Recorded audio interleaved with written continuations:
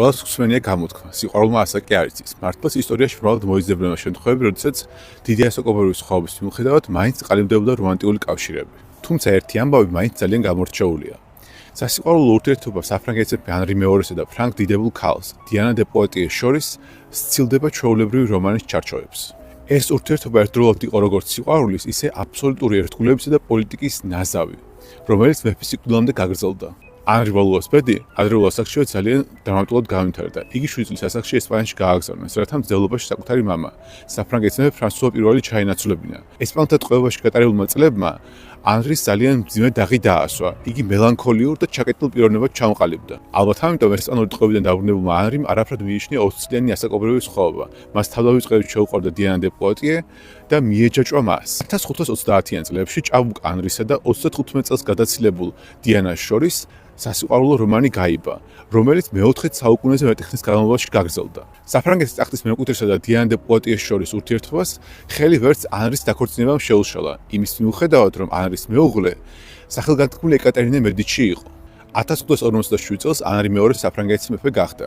მისი მმართველობა 12 წლის განმავლობაში გაგრძელდა და ძალიან წარმატებული აღმოჩნდა. ანრი მოახერხა ქალაქ კალეს დაბრუნება, რომელსაც მანამდე 200 წელზე მეტი ხნის განმავლობაში ინგლისელები ფლობდნენ.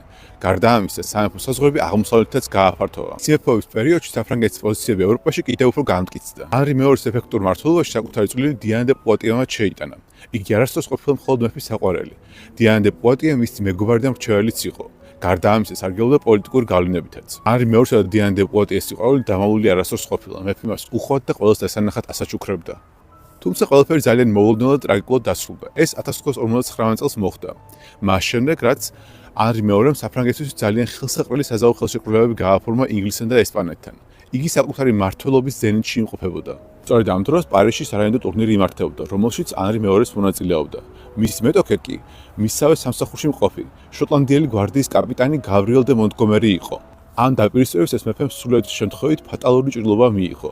იგი რამდენიმე დღის განმავლობაში იტანჯა და საბოლოოდ 1559 წლის 10 ივლისს გარდაიცვალა. აღსანიშნავია, რომ სასიკვდილოდ განწირული ანრი მეორეს ცოცხლის უკანასკნელ დღეებშიც კვლავ დიანა დე პუატიეს უხმოვდა, თუმცა მის ნახვის საშუალება აღარ მისცემია, რადგან სამეფოს მართვა საკუთარ ხელში ეკატერინე მედიჩიმ აიღო. ანრი მეორის გარდაცვალების შემდეგ დიანა დე პუატიეს მეფის მრავალი საჩუქრის დათმობა მოუწია და ასევე იძულებული გახდა პარიზი დაეტოვებინა. ანრი მეორის ეკატერინე მედიჩისგან 4 ვაჟი დარჩა, მათგან 3-მა საფრანგეთის ტახტი დაიკავა. თუმცა ვერც ერთმა მათგანმა ვერ დატოვა მემკვიდრე და ამით ვალუების დინასტია დასრულდა. ამრიგად შეიძლება ითქვას, რომ ანრი მეორე ვალუათა საგვარეულოს უკანასკნელი ძლიერი წარმომადგენელი იყო და მის სიკვდილთან ერთად ამ დინასტიის მზეც ჩაესვენა. რაც შეეხება დიანა დე პუატიეს, იგი 1560